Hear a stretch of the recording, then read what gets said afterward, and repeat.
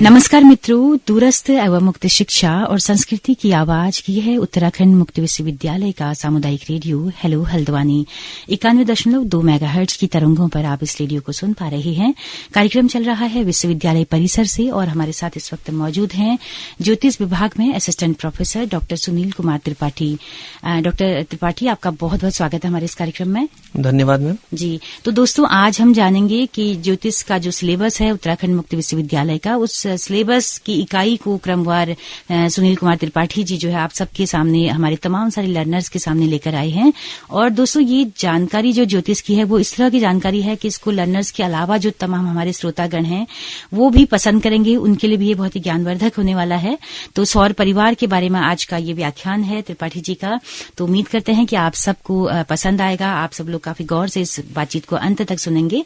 तो हम स्वागत करते हैं सुनील जी। धन्यवाद मैम। आज की इस परिचर्चा में हम उत्तराखंड मुक्त विश्वविद्यालय के बीए पाठ्यक्रम में BAJY 101 कोड के अंतर्गत ब्रह्मांड एवं काल पुस्तक के द्वितीय इकाई सौर परिवार के विषय में जानकारी एक दूसरे से साझा करेंगे।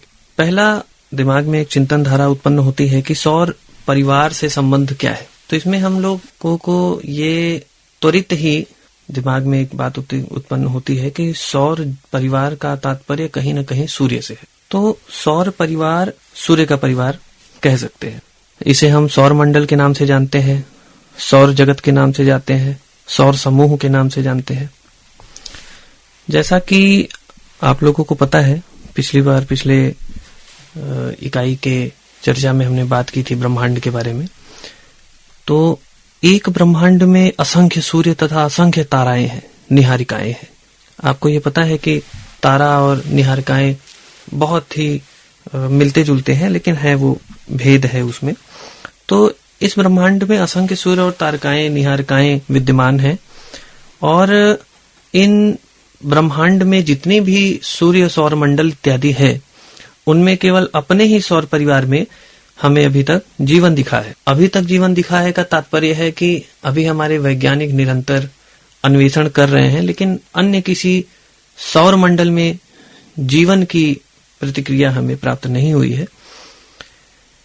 तो इससे हम यह कह सकते हैं कि इस ब्रह्मांड में जो हमारा सौर परिवार है, सौर मंडल है, उसमें हम जीवन प्रतीत हो रहा है, जीवन दिख रहा है, जीवन चल रहा है। जैसा कि आप जान रहे हैं कि इस परिवार का नाम सौर परिवार है, तो इसका मुख्य बिंदु सूर्य पर ही होगा। सौर परिवार का जो संचालक है, जो उसका मुख्य तारा है, जो उसका मुख्य ग्रह है, वह सूर्य है।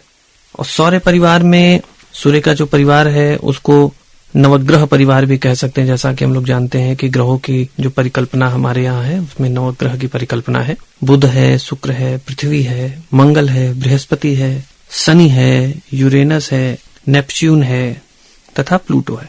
इस सौर परिवार के प्रत्येक ग्रह के लगभग 60 से 65 उपग्रह होते हैं और सैकड़ों क्षुद्र ग्रह होते हैं सभी के। और सौर मंडल की बात की जाए तो सूर्य के परिवार की बात की जाए तो धूमकेतु तथा जितने भी उल्का पिंड हमारे सौर मंडल में भ्रमण कर रहे हैं वो भी सौर मंडल और सूर्य के परिवार के अंतर्गत ही माने जाते हैं। हमारा जो सौर मंडल है वो आकाश गंगा के केंद्र से लगभग 30,000 से 33,000 प्रकाश वर्ष दूर है। और हमारा जो सौर मंडल है, आपको मैंने पिछली बार में बताया था कि जैसा कि अंतरिक्ष में जो विभिन्न प्रकार के गैस व्याप्त हैं, धूल और धूल पट्टिकाएं व्याप्त हैं, उन्हीं से हमारे आदि सौर और निहारिकाओं का निर्माण हुआ है। और तत्पश्चात हमारे सौर मंडल का निहारिकाओं से निर्माण वैज्ञानिकों ने माना है। अब सौर परिवार के अंतर्गत ग्रहों की बात है तो ग्रहों के बारे में चर्चा करते हैं। तो सामान्यतः ग्रह का अर्थ होता है जिसमें गति हो। यह निरंतर अपनी स्थिति बदलता रहता है। अंग्रेजी में भी इसको प्लैनेट कहते हैं। प्लैनेट शब्द ग्रीक से उत्पन्न है। ग्रीक में प्लैनेटस कहा जाता है, तो उसका अर्थ प्लैनेट है और प्लैनेट को हिंदी में ग्रह कहा जाता है। उस प्लैनेट का अर्थ यायावर है। यायावर का मतलब होता है जो निरंतर घूमे। उसे सामान्य क्षेत्रीय भाषा में घुमक्कड़ भी कह सकते हैं। सौर मंडल में जो हमारे ग्रहों की स्थिति है उसको हम दो तरह से विभाजित कर सकते हैं, दो खंड बना सकते हैं उसका। एक आंतरिक ग्रह, एक बाह्य ग्रह। तो आंतरिक ग्रहों में हमारे जो ग्रह आते हैं वह बुध है, शुक्र है, पृथ्वी है, मंगल है। और बाह्य ग्रहों में हमारी बृहस्पति है, शनि है, यूरेनस है, नेपच्यून है और प्लूटो है। अब आंतरिक ग्रह और बाह्य ग्रहों का जो विभाजन है वो किस आधार पर है, तो यह चूंकि आंतरिक ग्रहों में हमारी पृथ्वी भी है, तो आप जैसा कि सब जानते हैं कि पृथ्वी अत्यंत ही घनी है, तो उसी प्रकार उसके साथ जो आंतरिक ग्रह है बुध, मंगल, शुक्र, ये भी घने ग्रह हैं और पृथ्वी की तरह ही चट्टानों से बने हैं। और आंतरिक ग्रहों को हम पार्थिव ग्रह के नाम से भी जानते हैं। और आंतरिक ग्रहों में पृथ्वी और मंगल के अपने अपने उपग्रह भी हैं। अब बात करें बाह्य ग्रह की, तो बाह्य ग्रह यह बड़ा उपग्रहीय परिवार होता है। प्रायः यह हाइड्रोजन और हीलियम से बने होते हैं। इन्हें बृहस्पत्य भी कहते हैं। बृहस्पत्य इसलिए कहते हैं क्योंकि ये बृहस्पति के ही समान बड़े बड़े होते हैं। और ग्रीक में इसे जीवियन कहा गया है। जीव शब्द ग्रीक से लिया गया है और जीवियन कहा गया है। तो भारत में इसे बृहस्पति को गुरु की संज्ञा दी गई है और वैज्ञानिक मत में इसमें अत्यंत गुरुत्वाकर्षण है, अत्यंत गुरुत्व है, इसलिए इसे गुरु कहते हैं। पूरे सौर परिवार में सबसे ज्यादा गुरुत्व इस ग्रह में पाया जाता है। बाह्य ग्रह आंतरिक ग्रहों से अति तीव्र गति में चलते हैं और यह अति सूक्ष्म तत्वों से निर्मित होते हैं। प्लूटो कुछ भिन्न है, परंतु बाकी सभी ग्रह जो हैं वह सूर्य की परिक्रमा दीर्घ वृत्ताकार में करते हैं। यह सामान्य वृत्त की कक्षाओं में भ्रमण नहीं करते, यह दीर्घ वृत्ताकार में भ्रमण करते हैं, जिसके 2 केंद्र और 2 नाभियां होती हैं। इसकी अवधारणा पूर्व में आचार्यों ने की है। सौर परिवार के उत्पत्ति की बात करें तो जैसा कि जानते हैं कि हमारे शास्त्रों में कहा गया है कि सौर परिवार हो या हम समस्त ब्रह्मांड की उत्पत्ति की बात करें तो ये हिरण्यांड से उत्पन्न हुई है। जैसा शतपथ ब्राह्मण में कहा गया है कि सौर परिवार या ब्रह्मांड की उत्पत्ति हिरण्यांड से उत्पन्न हुई है। उसकी उत्पत्ति कैसे हुई, तो शतपथ ब्राह्मण में क्रमशः बताया गया है कि सबसे पहले जो ब्रह्मांड की उत्पत्ति है वह सलीलावस्था में जब आरंभ में था तो वो जल से उत्पन्न हुई है। आपह, आपह का अर्थात जल होता है। सलीलावस्था के आरंभ में वह जल में था। स्वयंभू ब्रह्मा ने स्वयं की कामना से, अपने श्रम से, अपने तप से उसको उत्पन्न किया। उत्पन्न होने के बाद यह जो अंड है, जिसे हम हिरण्यांड कह रहे हैं या ब्रह्मांड कह रहे हैं, ब्रह्म का जो अंड है वह परिप्लव करता रहा। परिप्लव का अर्थ होता है तैरना। लगातार वो तैरता रहा। तैरते हुए 1 संवत्सर बीत गए। 1 संवत्सर का काल, जैसा कि हम जानते हैं कि ज्योतिष शास्त्र में नवविध कालमान है, काल की जो गणना है त्रुटि से लेके प्रलय तक की, वो हम आगे इस पे चर्चा भी करेंगे। तो 1 संवत्सर बीत गया। 1 संवत्सर बीतने के बाद जब तक वो परिप्लव रहा, तब एक पुरुष प्रकट होते हैं और उस हिरण्यगर्भ की पर्यप्लवन रूपी गति को निर्देश देते हैं। यहीं से हमारी सृष्टि होती है। वायु पुराण में जैसा कि कहा गया है कि उस अंड के अंदर सभी लोक, 14 लोक जो हमारे यहाँ भूर्भुवः स्वः इत्यादि लोक कहे गए हैं, वो लोक, संपूर्ण जगत, सूर्य आदि सभी ग्रह, नक्षत्र, वायु, जल, प्रकाश, अंधकार इत्यादि सभी का समावेश था। विष्णु पुराण में भी ऐसा ही माना जाता है। इस पे विष्णु पुराण में हमें प्राप्त होता है कि अंडानां तु सहस्त्राणां सहस्त्राण्ययुतानि च ईदृशानां तथा तत्र कोटि कोटि शतानि च।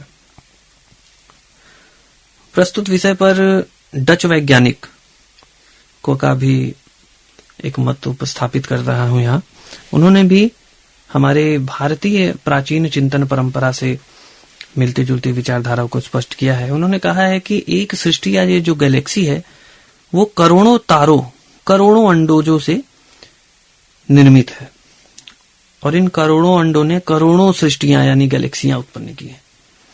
तो इससे यह स्पष्ट होता है कि भारतीय शास्त्र चिंतन धारा के अनुरूप वैज्ञानिक चिंतन धारा भी आगे क्रमशः विकसित हुए हैं। वैज्ञानिक दृष्टिकोण से बात करें तो सौर परिवारोत्पत्ति में दो तरह के मत पाए जाते हैं वैज्ञानिकों में। एक मत है एक रूपतावादी एक पैतृक परिकल्पना, दूसरा मत है प्रलयवादी द्विपैतृक परिकल्पना। एक रूपतावादी एक पैतृक परिकल्पना को परिभाषित किया जा सकता है कि निहारिका के मंद क्रमिक भ्रमण से, बृहद पिंड के परिभ्रमण से यह हमारी जो सृष्टि है वह उत्पन्न हुई है। उसके भी बहुत सारे मत हैं, जैसे कांट महोदय ने निहारिका की परिकल्पना की है सृष्टि के सौर परिवार की उत्पत्ति में, कि हमारी जो निहारिकाएं हैं उसी से हमारी सृष्टि का निर्माण हुआ, उसी से हमारी सृष्टि उत्पन्न हुई। लाप्लास महोदय की परिकल्पना में भी निहारिका को ही माना जाता है। वाइजेकर महोदय ने भी निहारिका की परिकल्पना की अवधारणा से अभिभूत होकर ही सृष्टि संरचना की बात कही है। अल्फवेज महोदय ने विद्युत चुंबकीय परिकल्पना की बात की है। उनका ये मानना था कि हमारी निहारिकाओं और हमारे ब्रह्मांड में विद्युत चुंबकीय पिंडों के खिंचाव से हमारे जो यह पदार्थ हैं कुछ पदार्थों में विघटन हुए और उसमें जो बदलाव देखने को मिले उससे हमारे सौर मंडल की उत्पत्ति हुई। कुइवर महोदय जो हैं उन्होंने उल्का पिंड की परिकल्पना की है। उनके अनुसार जो हमारे उल्का पिंड हैं उनके पास आ जाने से उनके पदार्थीय जो बदलाव हैं उनके हो जाने से हमारे सौर मंडल की उत्पत्ति हुई। जो निहारिकाओं में उनकी जहां से उनका प्रवेश होता है उससे यह जो बदलाव हुआ उससे सौर मंडल की उत्पत्ति हुई। स्मिड महोदय ने भी उल्का पिंड को ही इसकी उत्पत्ति का कारक माना है। अब बात करते हैं दूसरा जो भेद था उसका, जो दूसरा कारण बताया, दूसरा मत था वैज्ञानिकों का, वो द्विपैतृक परिकल्पना है जिसको प्रलयवादी परिकल्पना के नाम से जानते हैं हम। पहला एक रूपतावादी एक पैतृक परिकल्पना, दूसरा प्रलयवादी द्विपैतृक परिकल्पना। प्रलयवादी द्विपैतृक परिकल्पना को हम 7-8 वैज्ञानिकों के मत के अनुसार जान सकते हैं। पहला है बफन महोदय की संघर्षण परिकल्पना। बफन महोदय के संघर्षण परिकल्पना की बात करें तो इन्होंने दो बड़े पिंडों के आपसी संघर्षण की परिकल्पना की है। जो दो पिंड आपस में लड़े और उनसे जो संघर्षण उत्पन्न हुआ, उससे जो पदार्थ उत्पन्न हुए, उससे हमारे सौर ग्रह, सौर परिवार की उत्पत्ति हुई, हमारे सृष्टि मंडल की उत्पत्ति हुई। चेम्बरलेन एवं मोल्टन महोदय ने ग्रहाणु परिकल्पना किए हैं कि जितने भी हमारे सौर मंडल में ग्रह हैं, उपग्रह हैं, उल्का पिंड हैं, उनमें जो सूर्य के पास जितने भी पदार्थ गए और उनसे आकृष्ट हुए, टकराए, उनसे जो पदार्थ उनके द्वारा उत्पन्न हुआ, उससे हमारे सृष्टि मंडल की परिकल्पना प्राप्त होती है। जीन्स जेफरीज महोदय ने ज्वारीय परिकल्पना की बात की है। ज्वारीय कल्पना से तात्पर्य यह है कि जो हमारे पिंड थे वो सूर्य के निकट पहुंचते गए और ज्वारीय संपर्क में आने के कारण उसमें जो विध्वंस हुआ, उससे जो पदार्थ उत्पन्न हुए वो हमारे सृष्टि प्रक्रिया कहलाई। आगे रसेल एवं लिटिलियन महोदय ने युग्म तारा परिकल्पना की बात की है। युग्म तारा परिकल्पना से तात्पर्य यह है कि दो बड़े बड़े निहारिकाओं के जो बड़े बड़े तारे होते हैं उनसे आपस में जो टकराव हुआ, जो सूर्य से कई करोड़ों गुना बड़े थे, उन टकराव के बाद, उन घर्षण के बाद जो उनसे अलग हुए जो छोटे छोटे पदार्थ थे, उन छोटे छोटे पदार्थों में हमारी गैलेक्सी में हमारा सौर मंडल बना। एसी बनर्जी ने भी इसी को माना है। रासगन ने विखंडन प्रक्रिया की परिकल्पना की है। विखंडन परिकल्पना भी इसी तरह का है कि हमारे गैलेक्सी में बड़े बड़े पिंडों का जो विखंडन हुआ उससे हमारे सौर मंडल का निर्माण हुआ। और फ्रेड हायल महोदय ने नवतारा ग्रहों की परिकल्पना की है। इसमें उन्होंने ये माना है कि ये बड़े बड़े तारों के संपर्क में आने से जो पदार्थ की उत्पत्ति हुई उससे हम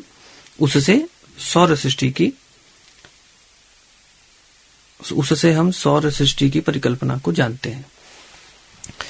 आगे हम बात करें भारतीय चिंतन धारा में ब्रह्मांडोत्पत्ति, तो उसमें हमें प्राप्त होता है कि जब ग्रह, नक्षत्र, तारे, आकाशगंगाएं, उल्काएं, धूमकेतु, दैत्य, मानव, देवता आदि समस्त जीव एवं भूर्भुवः आदि जो 14 लोक हैं वो समन्वित भाव से जहां होते हैं उसी का नाम ब्रह्मांड है।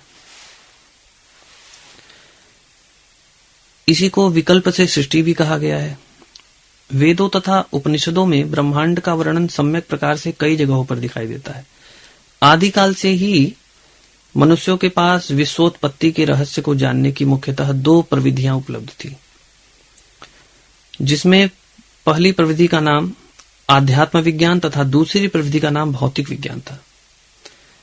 आध्यात्मिक विज्ञान में योग एवं दिव्य दृष्टि के द्वारा समस्त ज्ञान प्राप्त होते थे और समस्त ज्ञान के लिए आध्यात्मिक विधि सर्वाधिक उपयुक्त एवं समीचीन मानी गई है, क्योंकि आदि भौतिक विधि जो फिजिकल टेक्नोलॉजी के द्वारा तो केवल पंच ज्ञानेंद्रिय गम्य ज्ञान ही प्राप्त हो सकते हैं, परंतु इसके इतर विषयों का जो ज्ञान इस प्रविधि के द्वारा प्राप्त किया जा सकता है वह अन्य से नहीं किया जा सकता। यह ध्रुव सत्य है, क्योंकि इस प्रविधि का अधिकतर ज्ञान परीक्षणशालाओं में होता है। परीक्षणशालाओं अर्थात जो प्रयोगशालाओं की सीमा है जहां समाप्त हो जाती है वहीं से प्रारंभ होती है आध्यात्म विज्ञान की सीमा। इसलिए यह आध्यात्म विज्ञान सामान्य के लिए अगम्य हो जाता है। आध्यात्म विज्ञान ने यत पिंडे तद ब्रह्मांडे के सिद्धांत के द्वारा ही सौर जगत के रहस्य को समझा और समझाने का भी प्रयत्न किया। इसी आधार पर हमारे वेदों, पुराणों एवं अन्य शास्त्रों के ब्रह्मांडोत्पत्ति ज्ञान को मुख्यतः 4 भागों में विभक्त किया गया था। विश्वकर्मा द्वारा ब्रह्मांड की उत्पत्ति, विराट पुरुष द्वारा ब्रह्मांड की उत्पत्ति, ब्रह्मा के द्वारा ब्रह्मांडोत्पत्ति तथा प्रजापति के द्वारा ब्रह्मांड की उत्पत्ति। ऋग्वेद में सृष्टि के जो सृष्टा विश्वकर्मा है उन्हें परमेश्वर के गुणों की संज्ञा ही देवता के रूप में कही गई है। ब्रह्मांड का सृजन देवताओं ने ही किया। वे देवता हैं विश्वकर्मा, विष्णु, सविता, इंद्र, वरुण आदि देवता हैं जिन्होंने सृष्टि या ब्रह्मांड की उत्पत्ति की विश्वकर्मा जी के अनुसार। ये देवता सृष्टि निर्माण में भी विभिन्न कार्य करते हैं। इन्हीं के सहयोग से ब्रह्मांड निर्माण का कार्य पूर्ण हुआ। सृजन में जिस पदार्थ का उपयोग हुआ इन देवताओं ने उसका नाम अंतरिक्ष धूलि मेघ कहा, जिसको आधुनिक वैज्ञानिक कॉस्मिक डस्ट के नाम से जानते हैं। अब हम बात करते हैं विराट पुरुष द्वारा ब्रह्मांड की उत्पत्ति। विराट पुरुष को ही लोग समग्र विश्व की आत्मा मानते हैं। जिनको वेदों में संपूर्ण ब्रह्मांड की आत्मा कहा गया है उसे ही आज वैज्ञानिक लोग सुप्रीम स्पिरिट के नाम से जानते हैं। संपूर्ण ब्रह्मांड का यह शरीर बीज मात्र है, अर्थात जैसे प्रत्येक वृक्ष के सूक्ष्म बीज में एक विशाल वृक्ष समाया रहता है, उसी प्रकार एक ब्रह्मांड की सूक्ष्म इकाई में विराट ब्रह्मांड का स्वरूप समाहित रहता है। विराट पुरुष के अंगों से ही पृथ्वी, आकाश, वायु, सूर्य, चंद्र, मनुष्य आदि जीवों के साथ हर पार्थिव तत्व की उत्पत्ति होती है। आगे हम बात करें ब्रह्मा जी के द्वारा ब्रह्मांडोत्पत्ति, तो ऋग्वेद के नासदीय सूक्त में वर्णन मिलता है कि सृष्टि के आदि में न सत था न असत था, न आकाश था, न वायुमंडल था, न दिन था, न रात्रि थी, केवल ब्रह्मा की ही सत्ता मात्र थी। ब्रह्म के संकल्प मात्र से ही सृष्टि उत्पन्न हुई। संकल्प एक जाज्वल्यमान तप था, श्रम था। इसी तरह का वर्णन ऋग्वेद में कई जगहों पर मिलता है। ऋग्वेद के 10वें मंडल के 190वें सूक्त में विशेष वर्णन मिलता है कि ज्वाजल्यमान ब्रह्म की परिकल्पना और तप और श्रम से इस सृष्टि की रचना हुई। आगे हम बात करें प्रजापति के द्वारा ब्रह्मांडोत्पत्ति की, तो स्वयंभू परमेश्वर ने सर्वप्रथम विश्वोत्पत्ति के लिए प्रजापति की ही सृष्टि की। श्रुतियों में प्रजापति को ही हिरण्यगर्भ कहा गया है। यहां जैसा कि कहा गया है कि हिरण्यगर्भः समवर्तताग्रे भूतस्य जातः परिरेग आसीत्। हिरण्यगर्भ एक ऐसी स्थिति है जहां से सृजन प्रक्रिया आज के वैज्ञानिकों को ठीक समझ में आती है, क्योंकि जब तेज यानी एनर्जी हिरण्यगर्भ के रूप में परिणित होता है तभी विस्फोट होता है। विस्फोट के पूर्व की स्थिति हिरण्यगर्भ की ही है। कह सकते हैं कि एनर्जी की एक स्थिति ही हिरण्यगर्भ है। शतपथ ब्राह्मण में इसी प्रसंग में हिरण्यगर्भ को अर्ध ज्योति भी कहा गया है। यथा ज्योतिर्वैहि हिरण्यम ज्योतिरेशोमहम हिरण्यम। तो निश्चय ही हिरण्यम एक अखंड मूल तत्व रूप ज्योति है। और अमरकोशकार ने भी हिरण्यगर्भ का निर्वचन इस प्रकार किया है कि हिरण्यम हिरण्यमयम अंडम गर्भ इव, अर्थात ज्योतिर्मय पिंड जिसके गर्भ में है, उस तेजमय पिंड जिसके गर्भ में है, वह हिरण्यगर्भ हुआ। वैदिक साहित्य में हिरण्यगर्भ का विवेचन विस्तृत रूप से मिलता है। वेद दर्शन एवं विज्ञान संबंधी रहस्यों के आगार हैं, किंतु वैदिक साहित्य की भाषा परोक्ष, प्रतीकात्मक एवं संकेतात्मक है। अलंकारों एवं रूपकों से परिपूर्ण भाषा है यह। सामान्य भावों में इन मंत्रों के अर्थ एवं भाव समझ में नहीं आ पाते, क्योंकि वेदों के अपने प्रतीक यानी सिंबल होते हैं। वेद की परिकल्पनाओं के प्रतिपादन में उन प्रतीकों का वेद के भाव एवं अर्थ को समझने के लिए उसके प्रतीकों को समझना आवश्यक है, अन्यथा हम वेद वर्णित परिकल्पना को कतई नहीं समझ सकते।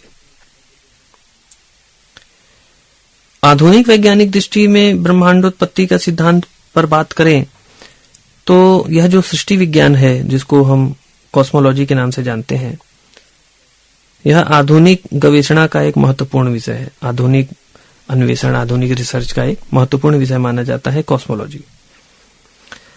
आइंस्टीन के सूत्रों के आधार पर आज आधुनिक विज्ञान ने सर्वाधिक प्रचलित सिद्धांत महाविस्फोट मॉडल, बिग बैंग थ्योरी जिसको कहते हैं, तैयार किया। इस प्रतिमान के अनुसार सृष्टि का आरंभ एक महान विस्फोट से प्रारंभ हुआ और इसी प्रकार सिद्धांत के सहित आधुनिक वैज्ञानिकों ने ब्रह्मांड की उत्पत्ति के बारे में चर्चा की, जिसे वो 3 तरह से बताते हैं: स्थिर दशा का सिद्धांत, विस्फोटक सिद्धांत और स्पंदनशील का सिद्धांत। स्थिर दशा का सिद्धांत ब्रिटेन के जो निवासी थे, खगोल शास्त्री थे, फ्रेड हायल, जिन्हें हम जानते हैं, बहुत बड़े खगोल शास्त्री थे, उन्होंने इस सिद्धांत को बताया है। उसे ही इस सिद्धांत का प्रवर्तक माना जाता है। इनके अनुसार ब्रह्मांड का चिरकाल से ही अस्तित्व था। बहुत काल से प्रसारित होने वाले इस ब्रह्मांड में अभी तक परिवर्तन दृष्टिगोचर नहीं होता है। आकाश गंगाएं एक दूसरे से परस्पर दूर होती जा रही हैं। इस प्रसरण प्रक्रिया से, यानी घिसकने की प्रक्रिया से, आकाश गंगा के मध्य में जो अवकाश होता है, अर्थात जो खाली जगह होती है, उस स्थान में हाइड्रोजन और गैसीय कणों की उत्पत्ति स्वयं ही होती है। ये गैसीय कण आकाश गंगा के मध्य भाग की रिक्तता को पूर्ण करते हैं। आगे विस्फोट के सिद्धांत में बात करते हैं तो इस सिद्धांत के प्रवर्तक हैं कैम्ब्रिज निवासी खगोल शास्त्री श्री रॉयल महोदय। रॉयल महोदय कहते हैं कि इस ब्रह्मांड का जन्म 1000 करोड़ वर्ष पूर्व सघन पदार्थों के मध्य महान विस्फोट से हुआ। विस्फोट के बाद तारों एवं आकाश गंगाओं का जन्म हुआ। ये सभी तारे, तारापुंज एवं आकाश गंगाएं ब्रह्मांड के केंद्र से परिधि की ओर फैल गई। स्पंदनशील सिद्धांत की बात करें तो इस सिद्धांत का द्वितीय नाम दोलन सिद्धांत भी है। इस सिद्धांत के प्रवर्तक एलन संडेज एवं उनके साथी वैज्ञानिक हैं। ये लोग ये मानते हैं कि विस्फोट के अनंतर प्रसरण होता है, यानी जब विस्फोट होता है तो उसके बाद पदार्थ एक दूसरे से दूर घिसकने लगते हैं, तथा प्रसरण के अनंतर पुनः ब्रह्मांड संकुचित होने लगता है। संकुचित होकर पुनः विस्फोट होता है, तब पुनः प्रसरण होता है। संडेज का कहना है कि प्रायः 120 करोड़ वर्ष पूर्व भयंकर विस्फोट हुआ, तब से यह विश्व फैलता जा रहा है। यह प्रसार क्रम प्रायः 290 करोड़ वर्ष तक चलता रहेगा, ऐसा उनका मानना है। तब गुरुत्वाकर्षण अधिक विस्तार पर रोक लगा देगा। इसके पश्चात पदार्थ का संकुचन प्रारंभ हो जाएगा, अंततः इसमें पुनः विस्फोट होगा और तब प्रसार होगा। यह प्रक्रिया 410 करोड़ वर्षों तक प्रायः चलती रहेगी। विश्व के विकास का यह नवीनतम सिद्धांत इसे माना जाता है। तो जैसा कि हम सब जानते हैं कि सौर परिवार ब्रह्मांडोत्पत्ति के बाद हमारे सौर मंडल की उत्पत्ति हुई, और यह कहीं न कहीं निहारिकाओं, गैसों एवं धूमिल धूल पिंडों के द्वारा ही हुई। और बहुत सारे मत हम जानते हैं कि वैज्ञानिकों के मतभेद हैं, परंतु दो पिंडों के घर्षण से, दो पिंडों के लड़ने से, सूर्य के पास पदार्थ के ज्वारीय उन्मूलन से, लड़ने से, उससे पदार्थ विघटित होने से, संप्रेषण होने से यह सौर मंडल विभिन्न मतों में उत्पत्ति का कारक बनता है। और जैसा कि हम लोगों ने आज चर्चा की हमारे भारतीय और शास्त्रीय कारण ब्रह्मांड उत्पत्ति के, तो इस पर हम अब आगे फिर से चर्चा करेंगे। तब तक के लिए नमस्कार।